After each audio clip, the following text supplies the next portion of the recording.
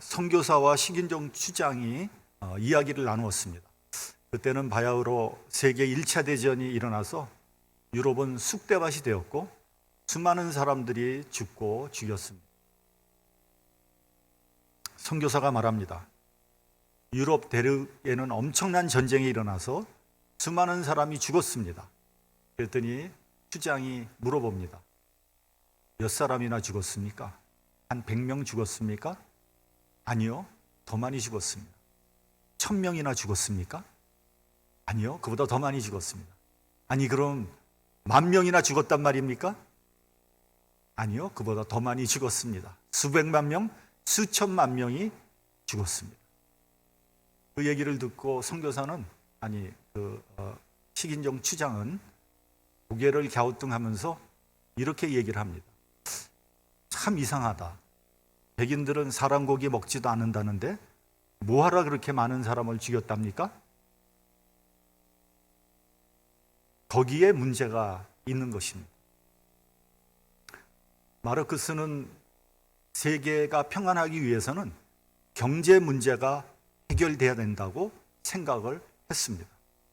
동물은 배만 부르면 만사가 해결이 됩니다. 그렇게 으르렁거리면서 싸우던 동물들은 배만 부르면 더 이상 말썽을 부리지 않습니다. 그 무서운 사자도 배만 부르면 코앞에 사슴이 지나가도 건드리지 않는다고 합니다. 그래서 마르크스는 경제 문제만 해결될 수 있다면 세계가 평화롭겠구나. 모든 사람이 먹고 살 수 있게 될 수 있다면, 누구에게든지 공정하게 분배될 수 있다면 세계는 평화로울 것이 틀림없다 확신했습니다. 그런데 그것은 대착각이었습니다. 인간은 어떤 면에서 동물보다도 못합니다. 동물은 저가 먹을 것만 있다면 더 이상 욕심을 부리지 않지만 인간의 욕심은 끝이 없습니다. 엄청나게 소유하고 있는데도 불구하고 더 소유하려고 합니다. 더 이상 가지고 있을 필요가 없음에도 불구하고 더 가지려고 합니다. 그래서 많은 사람들 것을 빼앗고 괴롭히는 거예요.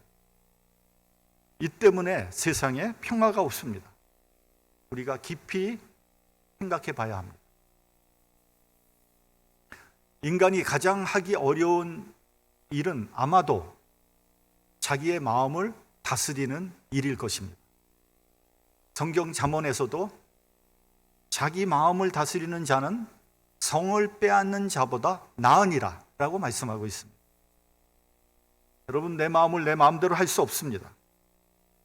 인간과 동물의 다른 점이 무엇입니까?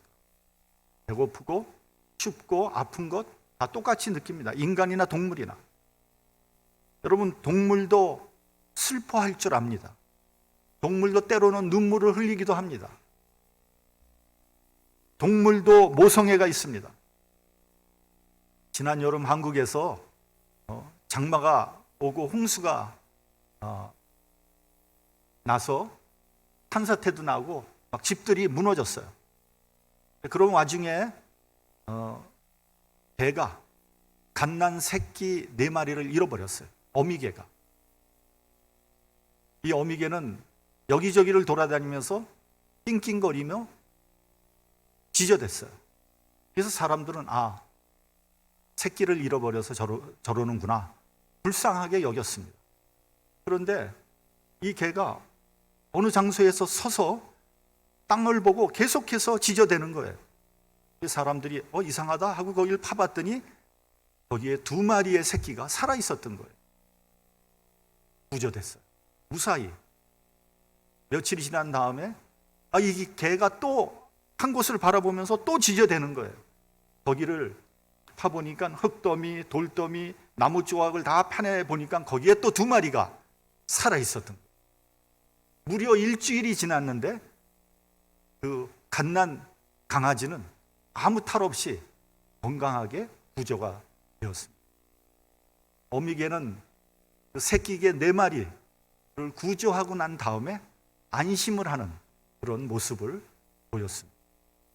그런데요, 그 4마리의 새끼 가운데 3마리가 분양이 됐어, 다른 집으로. 2마리는 한 집으로, 1마리는 또 다른 집으로 분양이 됐어요. 근데 이번 추석 때 그 중에 2마리가 어미개한테로 왔어요. 한 달 만에 어미개를 만나려고 온 겁니다. 그렇게 데리고 온 거예요. 그 어미개와 새끼개가 이렇게 반갑게 해우하는 모습을 TV에서 보여줬습니다. 그 모습을 보면서 정말 가슴이 뭉클하더라고요. 그러면서 동물이 인간보다 나을 수도 있겠다, 그런 생각을 했습니다. 그런데요, 동물 중에 구성애는 별로 없더라고요. 모성애는 있는데 구성애는 별로 찾기가 어려워요. 동물을 사랑하는 사람들 중에 악인은 없습니다. 반대로 동물을 싫어하고 학대하는 사람들은 문제가 있습니다. 연쇄살인범들 중에 동물을 학대한 경험이 있다는 조사 결과가 발표된 적이 있습니다. 애완동물을 잔인하게 학대하고 죽였다는 거예요. 한국에서도 연쇄살인범들을 이렇게 조사해 보니까 어렸을 때 개나 고양이를 학대하고 죽인 경험이 있다, 이런 조사 결과가 나온 적이 있습니다. 생명을 귀하게 여기지 않고 사랑하지 않는 사람은 남의 생명도 사랑하지 않습니다. 예수께서 내 이웃을 내 몸과 같이 사랑하라 하셨습니다. 내 생명, 내 인격을 소중히 여기는 사람이 남의 생명, 남의 인격도 소중하게 여기는 법입니다. 인간과 동물이 다른 점 중에 하나는 인간은 후회한다는 겁니다. 동물은 후회하지 않습니다. 그러나 인간은 어떤 부분에서 후회합니다.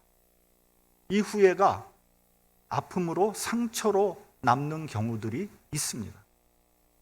할 수 없는 일을 하지 못한 것을 후회하는 게 아니에요.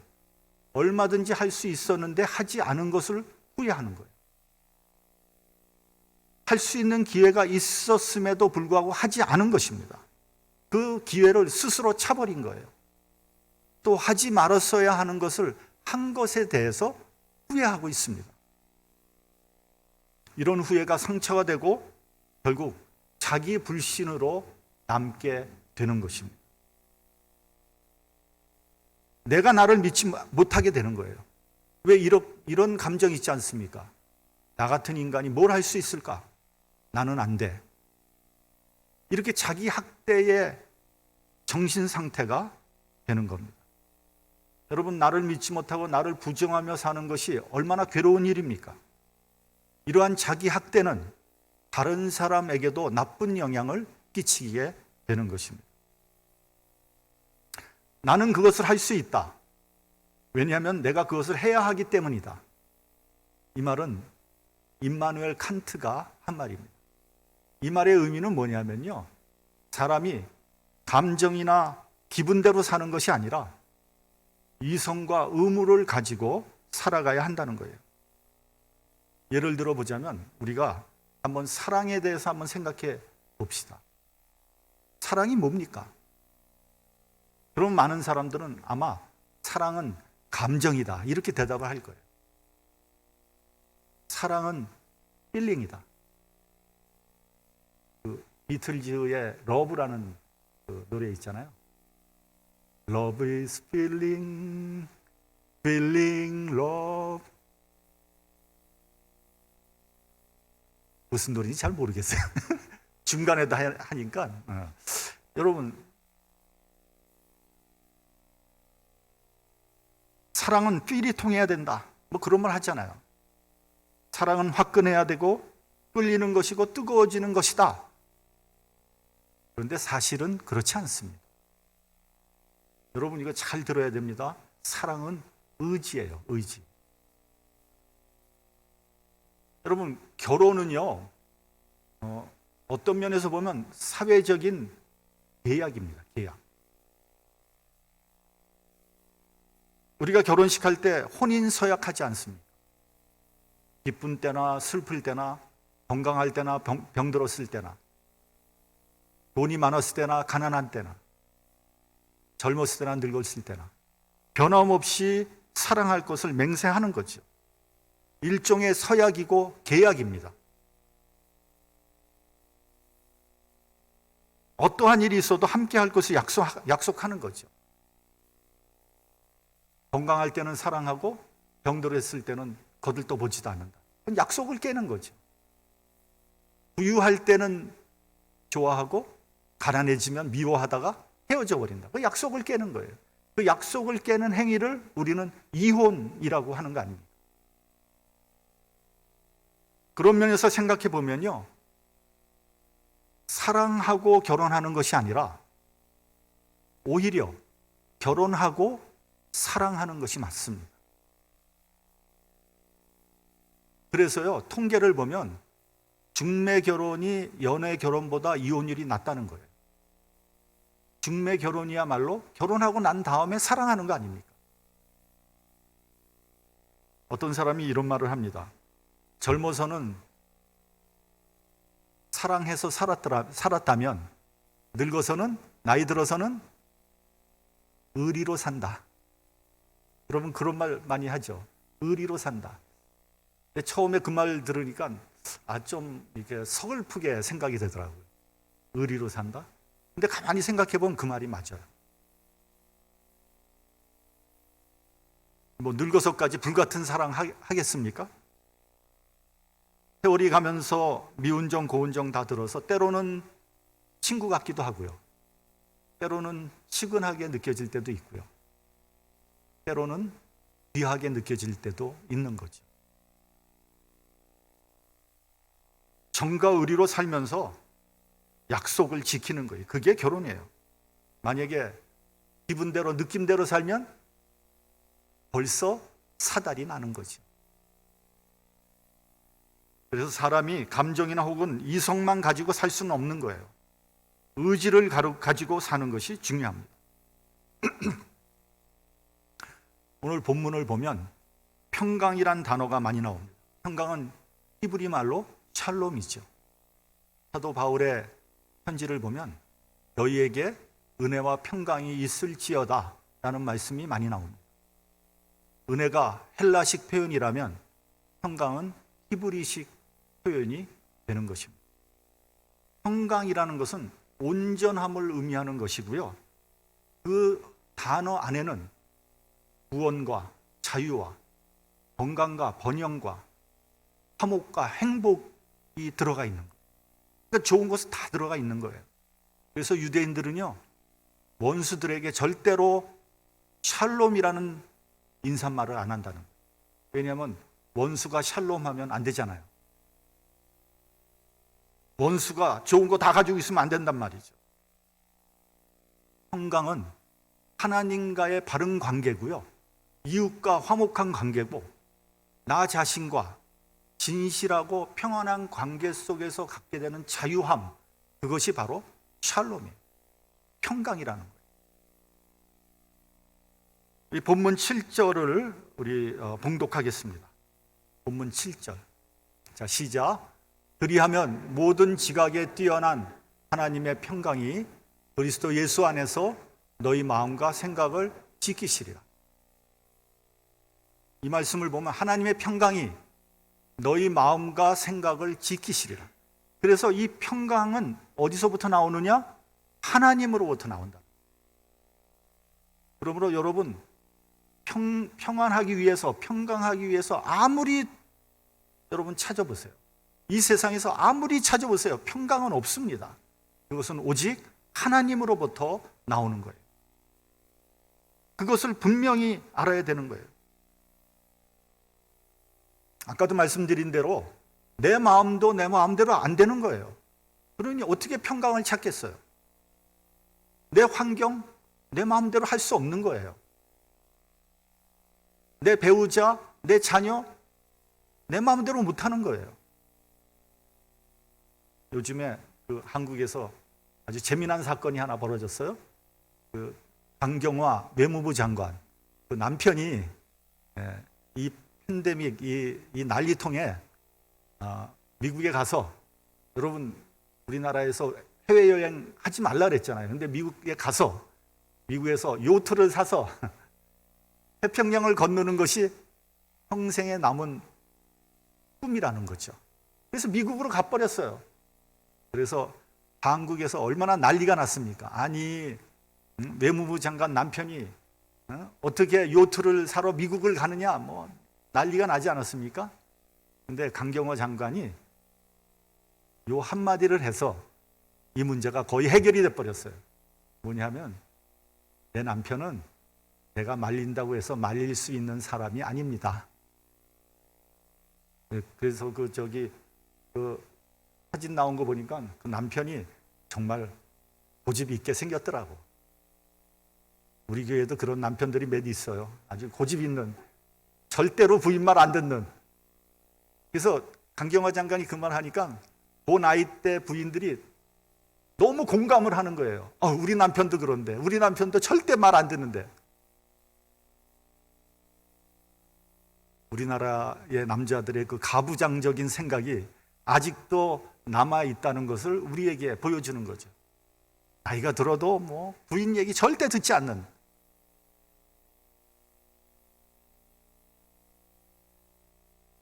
우리 저기 보이는 분도 절대로 안 들을 것 같아.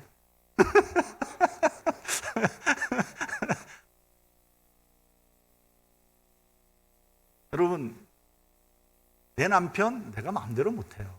내 자녀 내 마음대로 안 됩니다. 본문의 말씀대로 하나님께서 나와 함께 할 때 비로소 평안할 수 있는 거예요. 본문에서 평안의 비결을 4가지로 제시하고 있습니다. 첫째, 기뻐하라고 그랬어요. 우리 본문 4절을 봉독합니다. 시작. 주 안에서 항상 기뻐하라. 내가 다시 말하노니 기뻐하라. 아니, 뭐 기뻐할 거리가 있어야죠. 기쁜 일이 있어야지 기뻐하죠. 그러나 그럼에도 불구하고 우리 믿음의 사람들은 항상 기뻐해야 합니다. 어떠한 환경이나 상황에서도 기뻐해야 됩니다. 만약에 그리스도를 믿는 사람들이 뭐 우울하거나 부정적이면 그 문제가 있는 거예요. 물론 믿는 사람들도 힘든 일이 있고요, 아픔이 있고 슬픔이 있어요. 우울할 때도 있어요. 그러나 전체적으로 볼 때 우리의 인생이 기쁘고 감사하고 행복해야 된다는 거예요. 에베소서 1장 3절을 보면요, 찬송하리로다 하나님 곧 우리 주 예수 그리스도의 아버지께서 그리스도 안에서 하늘에 속한 모든 신령한 복을 우리에게 복 주시되라고 말씀하고 있습니다. 제가 가끔 목회 기도를 할 때 우리의 마음을 열고 하늘의 신령한 복을 받을 수 있도록 해달라고 기도하지 않습니까? 바로 이 신령한 복을 하나님께서 우리에게 내려주신다는 거예요. 여러분, 신령한 복이 무엇입니까? 첫째는 하나님의 자녀가 되는 거예요. 둘째는 죄사함, 구원의 축복입니다. 셋째는 하늘의 비밀을 알게 되는 복입니다. 넷째는 성령의 인치심입니다. 다섯째는 하나님의 기업을 상속받는 복을 우리가 받았다는 거예요. 우리가 우리 심령 안에 이미 받았다는 거예요. 이러한 신령한 복을 받았기 때문에 아무리 이 세상에 힘든 일이 있고 상처가 있다고 해도 넉넉히 이길 수 있는 능력을 하나님께서 이미 주신 거예요. 그러므로 여러분, 우리가 모든 것을 잃었다고 해도, 모든 사람이 다 나를 떠났다고 해도 내 안에 주님께서 계시다는 이 한 가지 이유만 가지고도 우리는 충분히 기뻐할 수 있는 근거가 있다는 거예요. 많은 사람들이요, 자기의 부족한 부분만 생각하면서 굉장히 힘들어해요. 그러나 하나님께서 우리에게 주신 것, 그보다 훨씬 더 많은 것들, 그건 생각하지 않아요. 가만히 생각해 보십시오. 하나님께서 얼마나 큰 복을 우리에게 주셨는가를. 하박국 선지자는 이렇게 고백을 합니다. 비록 무화과 나무가 무성치 못하며 포도나무에 열매가 없으며 감람나무에 소출이 없으며 밭에 식물이 없으며 우리의 양이 없으며 외양간에 소가 없을지라도 나는 여호와로 인하여 즐거워하며 나의 구원의 하나님으로 인하여 기뻐하리로다. 여러분, 지금 이 글을 쓰고 있는 사도 바울은 어둡고 습하고 더러운 감옥 속에 갇혀 있었어요. 무슨 나쁜 짓을 저질러서 감옥에 갇힌 것이 아니라 복음을 전했다는 이유만으로 감옥에 갇힌 거예요. 억울하고 원통한 상황이죠. 그러나 비록 그의 육신은 쇠사슬에 묶여있는 고통스러운 상황이었지만 주님이 그와 함께 계셨기 때문에 기뻐할 수 있었던 거예요. 여러분, 기쁜 일이 있을 때 기뻐하는 건 누구나 다 하는 거예요. 그리스도인들은 슬픈 일이 있어도 우울한 일이 있어도 기뻐할 수 있어야 돼요. 왜냐하면 그리스도께서 나와 함께 계시기 때문에. 그리고 우리는 신령한 하늘의 복을 받았기 때문입니다. 둘째는 관용하라고 했습니다. 본문 5절을 봉독합니다. 본문 5절 시작. 너희 관용을 모든 사람에게 알게 하라. 주께서 가까우시니라. 관용은 남에 대해서 반대한 거죠. 남의 잘못이나 실수를 너그럽게 용납하는 그러한 모습, 그것을 관용이라고 합니다. 그렇다고 부정과 불의까지 용납하라는 건 아니에요. 여러분, 다툼이나 분쟁이 생기는 이유는 어디에 있습니까? 상대방을 용납하지 않기 때문에 생기는 거예요. 내 마음이 좁아져서 자기 중심적으로 생각하면 다툼이 일어날 수밖에 없어요. 본문 2절, 그 앞에 본문 2절을 보면요, 유오디아와 순두계에게 주 안에서 같은 마음을 품으라고 했어요. 그러니까 빌립보 교회에서 두 사람이 서로 다투고 있었다는 것을 우리는 알 수 있습니다. 3절을 보면 복음에 나와 함께 힘쓰던 저 부녀들을 도우라고 했어요. 그 이름들이 생명책에 있다고 했습니다. 그 말을 종합해 보면 빌립보 교회에 유오디아와 순두계라는 두 여인이 있었는데 이들은 바울을 도와서 빌립보 교회의 중요한 일들을 감당했던 아주 중직자들이었습니다. 그들은 구원의 확신이 있었던 믿음의 사람들이었어요. 그런데 무슨 이유인지는 모르지만 서로 의견이 갈려서 다투고 있었다는 거예요. 교회에서 일을 도맡아서 하는 중직자가 다투면 교회는 어떻게 됩니까? 교회 분위기는 싸늘해지고 교회의 발전과 성장과 부흥은 멈춰서고 마는 거예요. 그리고 새신자들은 시험에 드는 거예요. 이 교회 분위기 살벌하네. 다음 주에는 다른 교회 가야지. 이렇게 되는 거예요.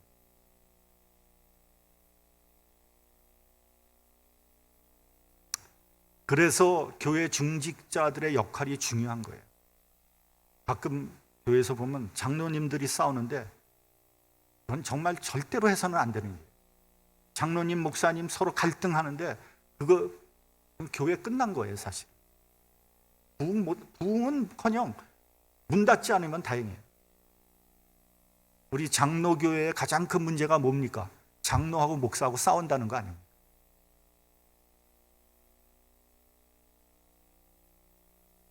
우리 교회도 한때 분위기가 안 좋았을 때가 있었어요. 그런 때 새 신자가 오면 목사는 한편으로는 기쁘지만 한편으로는 걱정이 되는 거예요. 저 사람이 우리 교회 분위기를 알면 시험 들 텐데 아니나 다를까 분위기 파악하면요 교회 떠나요. 생각해 보세요. 여러분, 자기가 무슨 사명을 갖고 온 게 아니잖아요. 신앙생활 하러 왔는데 교회 분위기가 안 좋아. 그럼 뭐하러 우리 교회에 있겠어요? 시카고 바닥에 널린 게 교회인데 다른 교회 가지 않겠어요? 너무나 당연한 얘기죠. 그래서 본문에서 말씀한 것과 같이 우리는 주 안에서 같은 마음을 품어야 되는 거예요. 결국 우리가 한 교회에서 신앙생활하는 목적은 하나입니다. 영혼을 구원하는 거고요. 하나님 나라를 확장하는 거예요. 거기에 우리가 초점을 맞춘다면 우리가 같은 마음을 갖지 않을 이유가 하나도 없는 거예요. 좀 다른 거 사소한 일에 부딪힐 수가 있어요. 의견이 다를 수 있어요. 그러나 우리의 큰 목적, 영혼을 구원하고 하나님 나라 확장하는데 무슨 이견이 있을 이유가 없잖아요. 하나도. 그렇죠?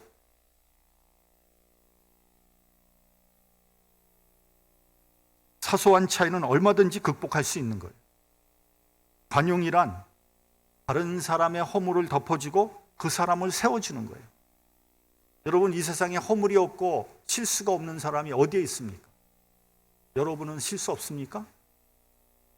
나는 허물 없습니까? 우리가 서로 덮어주고 세워줄 때 우리는 그리스도 안에서 하나가 될 수 있고요. 그 안에 하나님의 평안이 있다는 거예요. 교회가 하나 될 때 우리가 영적으로 평안을 누릴 수 있는 거예요. 교회가 시끄러우면 얼마나 마음이 복잡한지 이루 말할 수 없는 거예요. 셋째로 기도하라고 했습니다. 본문 6절을 한번 같이 봉독하겠습니다. 6절 시작. 아무것도 염려하지 말고 오직 모든 일에 기도와 간구로 너희 구할 것을 감사함으로 하나님께 아뢰라. 바울은 염려하지 말고 기도하라고 했습니다. 여러분, 이 얘기를 한번 잘 들어보세요. 우리가 염려하는 이유는요, 하나님을 떠나서 우리의 마음이 세상으로 기울어져 있기 때문에 염려하는 거예요. 여러분, 우리가 어떤 필요가 있고 어떤 내가 꼭 필요한 게 있고 어떤 위험을 느끼게 될 때 그것이 세상을 향하면은 염려가 되고요, 하나님을 향하면 기도가 되는 거예요. 그런 어려운 일이 있을 때 하나님을 향하면 기도할 수밖에 없는 거죠. 근데 세상을 향하면 염려할 수밖에 없는 거예요. 그래서 신앙이라는 것은 염려에서 기도로 돌아서는 거예요. 그게 신앙이에요. 기도할 때 하나님께서 길을 열어주십니다. 여러분, 염려 아무리 많이 해봐야 문제 해결되지 않아요. 기도할 때 하나님께서 길을 열어주십니다. 그것을 체험할 때 우리의 믿음이 성장하게 되는 거예요. 주님은 마태복음에서 이렇게 말씀하셨습니다. 너희에게 이르노니 목숨을 위하여 무엇을 먹을까 무엇을 마실까 몸을 위하여 무엇을 입을까 염려하지 말라. 목숨이 음식보다 중하지 아니하며 몸이 의복보다 중요하지 아니하냐. 공중의 새를 보라. 심지도 않고 거두지도 않고 창고에 모아들이지도 아니하되 너희 천부께서 기르시나니 너희는 이들보다 귀하지 아니하냐. 여러분, 염려할 시간 있으면 기도하십시오. 의심하지 말고 기도해야 됩니다. 어떻게 기도합니까? 감사함으로 기도하라는 거예요. 감사함. 그러면 모든 지각에 뛰어나신 하나님의 평강이 우리 마음과 생각을 지키신다고 그랬어요. 여러분, 감사함으로 기도할 때 하나님의 평강이 임한다는 거예요. 근데 어떤 사람은요, 기도할 때 불평과 불만이 가득해서 기도합니다.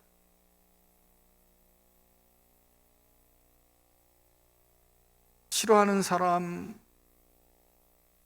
생각하면서 기도할 때 원망과 저주를 쏟아붓는 사람도 있어요. 저 인간 길 가다가 다리 뚝 부러지게 해주세요. 암이나 확 걸려라. 이런 식으로 기도하면 하나님께서 들으시겠습니까? 절대 안 들으시죠. 그리고 그렇게 기도하면 내 마음에 평안도 없어요. 여러분, 하나님 앞에 기도할 때 기도하면서 하나님의 평안이 이렇게 오는 거 느끼신 적 있을 거예요. 바로 그런 기도가 응답받는 기도예요. 마지막으로 본문 9절을 보면 너희는 내게 배우고 받고 듣고 본 바를 행하라고 했어요. 그리하면 평강의 하나님이 너희와 함께 계신다 그랬어요. 하나님 말씀을 배우고 듣고 행하라는 거예요. 여기서 중요한 것은 뭡니까? 행하라는 거예요. 머리로 이해하고 가슴으로 받아들인 것, 그걸 행하라는 거예요. 그것을 행하지 않으면 말짱항해요. 아무 능력이 없는 거예요. 아무 필요가 없는 거예요. 행한 만큼 기쁜 거고요. 행한 만큼 복을 받고요. 행한 만큼 평안을 누리게 되는 거예요. 반대로 알고 느끼고 깨달은 것을 행하지 않으면 모든 것이 다 무효가 되는 거예요. 더 나아가서 행하지 않은 것이 마음에 부담이 돼요. 고민이 돼요. 그러고 외식이 되는 거예요. 위선으로 작용하는 거예요. 예를 들면 주일날 하나님께 예배드리는 것은 그리스도인의 의무입니다. 그런데 어떤 사람은 날씨 좋으면 드넓은 초원으로 나가잖아요. 골프 칩니다. 마음이 편합니까? 아니, 한쪽으로는 내가 주일날 예배 드려야 되는데 근데 한쪽으로는 골프 쳐.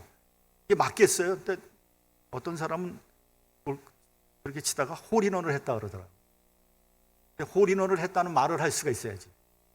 주일날 골프 치다가 홀인원 했다는 말을 못 하잖아요. 그것처럼 마음이 답답한 게 어디 있어요? 농담이고요. 차라리 주일날 교회에 와서 예배 드리는 게 얼마나 마음이 평안합니까? 예배 드릴 때 얼마나 평안을 누립니까? 예배 드리는데 막 불안하고 걱정 근심돼요? 안 그렇잖아요. 11조를 드리는 것도 마찬가지예요. 우리가 성경을 공부하고 믿음이 생기면 11조를 드려야 된다는 마음이 생기죠. 그런데 그런 마음이 생기는 거하고 11조를 온전히 구별해서 바치는 것은 쉽지 않은 얘기. 11조를 바쳐야 되는지를 알면서 못해요. 그럼 헌금할 때마다 마음에 걸리잖아요. 11조 해야 되는데. 그렇게 되면 어떻게 됩니까? 자꾸만 자기 합리화를 하는 거예요. 자꾸만 변명을 하게 되는 거예요. 지금 뭐 시대가 어느 때인데 11조를 해. 그거 다 구약 시대에 하던 거고. 내가 뭐 이것도 나가야 돼, 저것도 11조 못 해. 이제 이렇게 자꾸만 자기 합리화를 하게 되는 거예요. 그리고 뭐 네트로 11조 해야 되느니 그로스로 11조. 얼마나 구차한 얘기입니까? 우리가 뭐 남보라고 헌금하는 거 아니잖아요. 목사님한테 잘 보이려고 하는 거 아니잖아요. 우린 하나님 앞에서 나의 해야 될 바를 하는 거 아닙니까? 예수께서 말씀하셨어요. 너희가 소경되었더라면 죄가 없으려니와 본다고 하니 너희 죄가 그저 있느니라. 차라리 듣지 않고 보지 않고 몰랐더라면 좋았을 텐데 듣고 보고 알았기 때문에 죄가 더 많아진다는 거예요. 여러분, 행해야 됩니다. 그래야 최후에 가서 웃을 수 있는 거예요. 아브라함의 믿음은 순종하는 믿음이에요. 아브라함이 행하지 않았다면 그는 믿음의 조상이 될 수 없었을 거예요. 순종하면 마지막에 가서 보람과 기쁨과 평안을 누릴 수 있는 거예요. 여러분, 평강은 하나님에게만 있는 거예요. 하나님이 주셔야 되는 거예요. 우리가 이 세상 나가서 아무리 평강을 찾아도 평강을 얻을 수 없어요. 근데 여러분, 이것이 중요한 거예요. 하나님의 평강은 능력을 동반하는 거예요. 하나님이 주시는 평안이 있을 때 내가 하는 일에 생산성이 있는 거예요. 그리고 창조력이 생기는 거예요.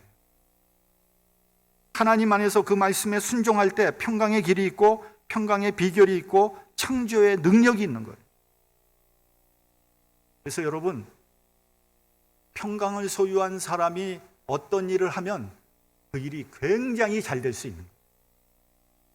내 지혜와 능력으로 하는 것이 아니라 하나님이 주시는 지혜와 능력과 그 평강을 가지고 어떤 일을 한번 해보세요. 그 일이 잘 될 수밖에 없는 거 아닙니까? 이러한 하나님의 평강이 저와 여러분들 사이에, 여러분들 삶에 충만하기를 주님의 이름으로 축원합니다. 기도하겠습니다.